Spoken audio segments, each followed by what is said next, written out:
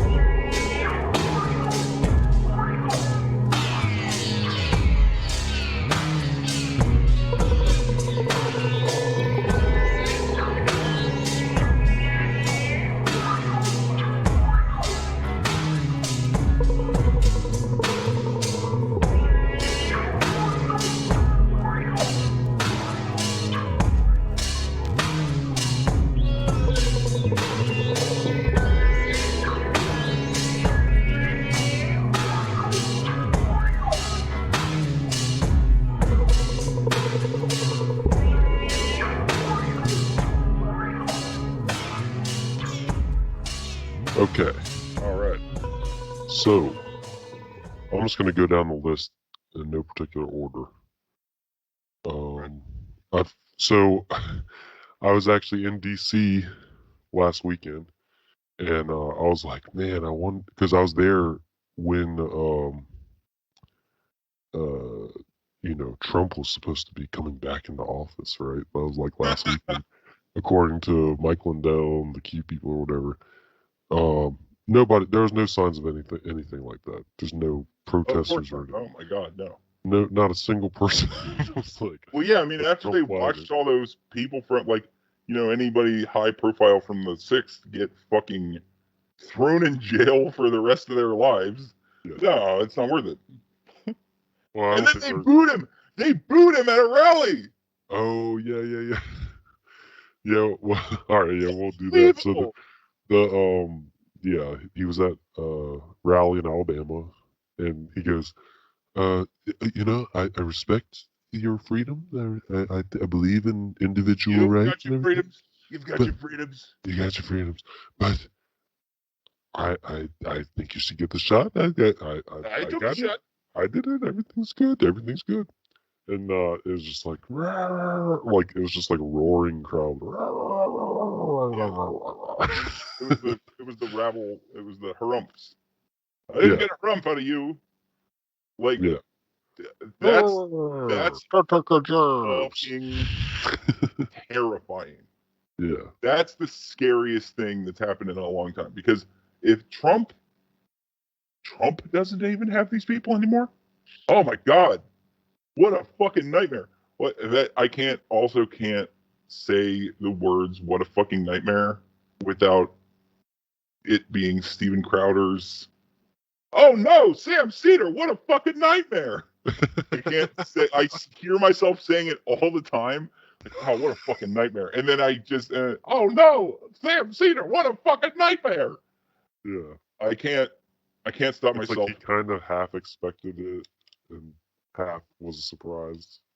Yeah, he was trying to like pretend that he, like, oh no, right? But the fear in his voice was so obvious that like he couldn't The stop fake fear himself. was not Yeah, real. it wasn't. He couldn't pretend he was being sarcastic. It was just happening.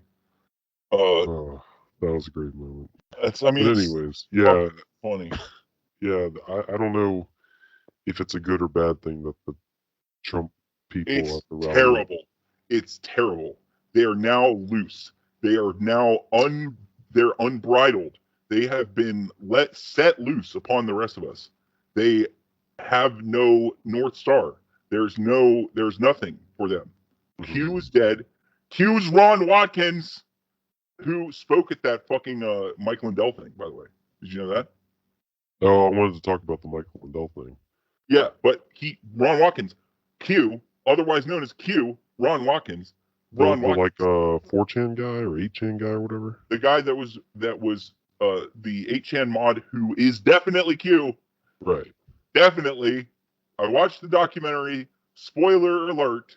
It's Ron Watkins. So this is how I think that if there's any Q people left, that's how you have to deal with them. So what I've learned by reading various articles about this, people like studying it, the Q phenomenon has kind of spread. It's sort of like the Tea Party. Yeah. How it started out as one thing with a cohesive, this is man, and then like it ended up just evolving into just like racism and just like shit like that. And that's exactly what's happening with Q right now. Is like it used to be this thing with this is exactly how the world order is, blah blah blah blah. Now it's just a bunch of people with racist opinions and like and anti-democrat and a lot of anti-Semitism and shit. It's like it's just evolved into just random outspurts of that shit. I think that unlike the Tea Party, I think that for Q, that's better because when Q decentralizes and turns into a bunch of other things, it's like, yeah, those people will go back to just being like those people will go back to not voting. They won't care anymore. A lot of them, yeah, or they'll get latched onto like random local shit. Libertarians and apparently a lot of them are really focusing on school boards and shit like that now. Yeah, that's terrifying.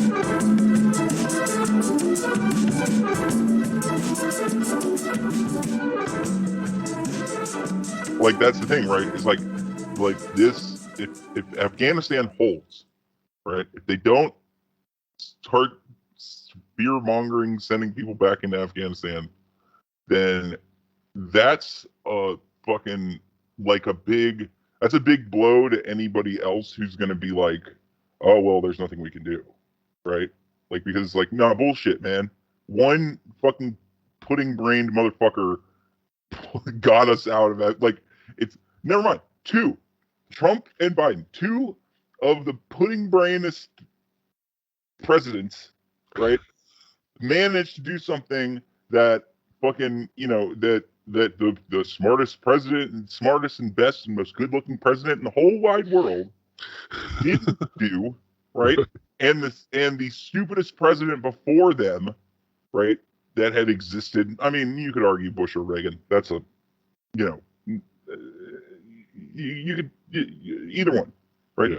But Bush, at least in my lifetime, it's like Bush, the dumbest fucking human being in the world, got us into this fucking mess in the first place.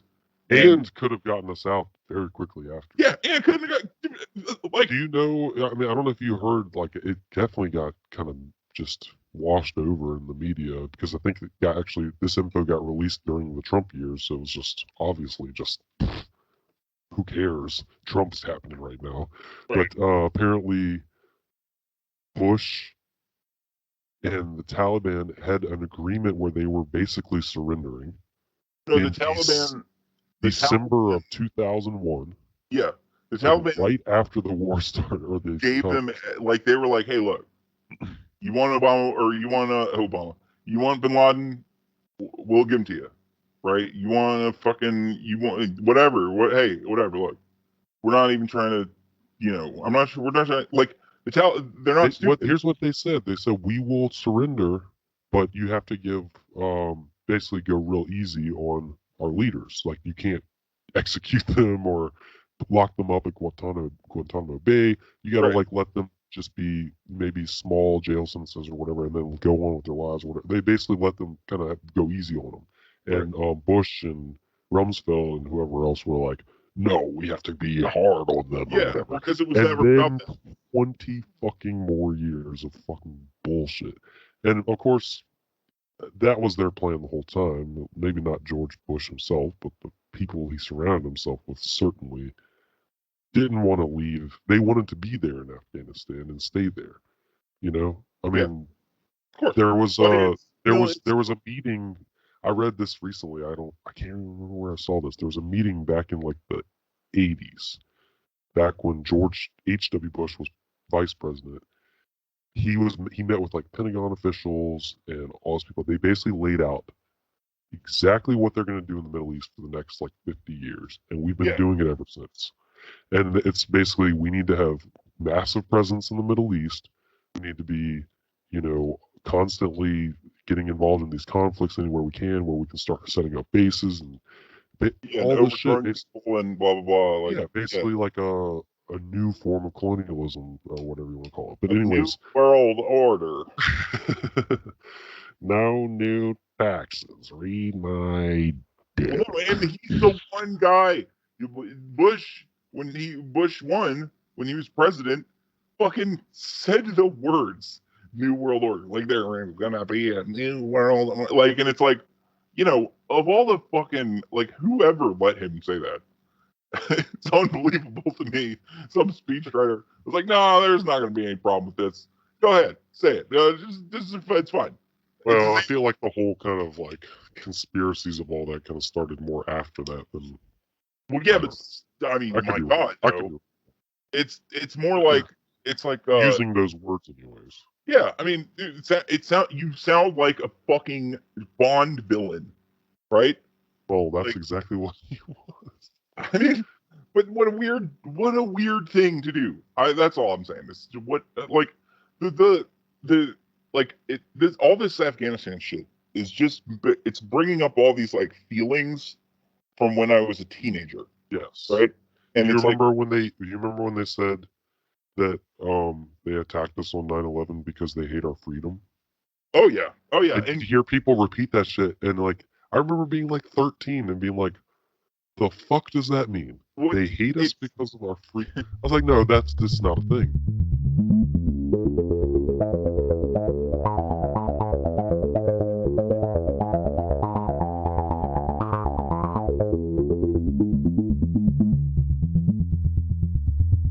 So let's talk about the actual withdrawal and like a lot of the criticism that like Biden's getting and all this stuff. And it's like one of the big arguments that's obvious to me is that like, well, Trump was the one who did all these negotiating with the Taliban and got the ball rolling on this. Like, which good on him. Yeah, and I don't even really have to say I could blame him for it. I'm just saying that that's not some random decision Biden just randomly came up with. It was something that had already started, and now he's doing. I'm of the opinion that he's saying, it would have been messy no matter when you did it. They maybe could have done a few things differently, but one thing, did you hear what Nicolas Maduro from Venezuela, what his opinion on it was? What happened? And I'm not a huge fan of Maduro. You know, he's not like he's the best socialist leader. It's the same opinion. I have the same opinion of him that I have of every leader of every country that I have never been to. Right. Which is like, I guess if the people there like him, then fine. And if he's they a politician, then fine. Yeah, he's a politician, but whatever. But he's any like the enemy of America, any enemy of America, I get it. Right. Yeah. That's the one thing I will say. That's why I would come off as a tanky a lot of times, right? Is because if you are in a foreign country and you hate America, right? Fine. Absolutely. That's your you can like right kind of duty. when they kind of like theorize about what's going on within the State Department, you have to think like they kind of have some insight into this, you know. Oh, of course they do. Obviously, they're being directed at a lot of times. So Maduro's talking about what he thinks is actually going on is that Biden is being undermined by someone in the State Department, someone in the Pentagon or whatever, is making the pullout sloppy, making it look awful, making it look bad. And because they don't like Biden, they don't like the fact that he is pulling out of Afghanistan instead of flip-flopping and just saying, never mind, we're going to stay, which is what they really wanted him to do and what they've been pushing him to do, I'm sure. And so they, like, he's actually, like you were saying, he's like, doesn't have the quite enough. He's like, because he's doing a reverse Bush, right? Yeah. Like the thing about Bush, again, going back to teenagerdom, right? Like the thing that I remember was like people being like, this dumbass is just stumbling ass over tea kettle into into a geopolitical nightmare, right? Like he's so stupid that he's just fucking just ambling his stupid ass in there, right? And then, as I grew older, it's like, well, no, it was more planned than that, right? It wasn't just Bush's stupidity. It was certainly more than that, right? And Biden is like metaphorically running up the airplane stairs right now, tripping over a few times, but he's eventually going to make it to that airplane. He's just tripping. He's also like, he vaguely remembers being in the Obama administration, being like, dude, fuck him, man, right? Like, don't do it, get out, right? Like, he remembers.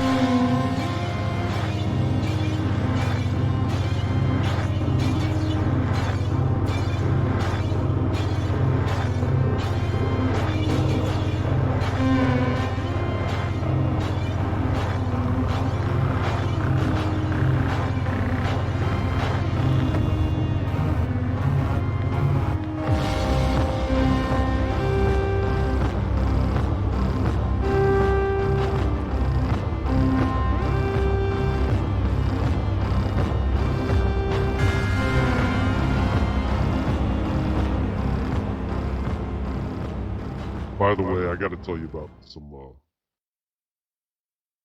customers, some clients that I was working with. Great. Oh my God. They came in. I was trying to get this printer to work and print off this thing for one of them, and there's another one kind of waiting. And they were talking, and they start going on. They start talking about inflation and how everything's more expensive. Yeah. And so I'm like, okay. So far, they've not said anything crazy. They just talk about the price of lumber and the price of this, price of that. Okay, whatever. And I'm like, yeah, I agree. Those prices have gone up. And then yes, they have. Yeah, and then then I hear they say something like one of them says, well, you know what? I'm thinking that it's coming again. It's about to come again, and this time it's going to be a lot worse. So we better be prepared. And then I was like, oh God, here it comes. And so then they start talking about, oh yeah. I tell you what, these Democrats, they're you hear what Biden said recently? He's just gonna give our country away to China. I was like, oh, really? He said that? Yeah, What? I must have fucking missed Where did he say that? No, please tell me where. Where did that happen? I want to know. And then one of them's like, well, I tell you what, they're on the side of the Taliban, Iran, or Iran, Iraq, Al Qaeda, and you know what? And they start talking about how much ammunition that they have like bulked up in their houses, and like, oh man, I got this one friend. Let me tell you what he's got, and I'm just like, oh my God. They just talk about this shit in front of you like you're not some other person that they don't really know that well. Like, they didn't even know each other. They're so stupid. These fucking militia people are so fucking stupid. It's they weren't even militia people. They were fucking boomer, like rednecks that, like. Yeah, but whatever. I mean, they might. One of them. I say militia people as in people that stock up on ammo and then just brag about it to strangers, right? Like, fuck off. Dude, have you not seen how the FBI works?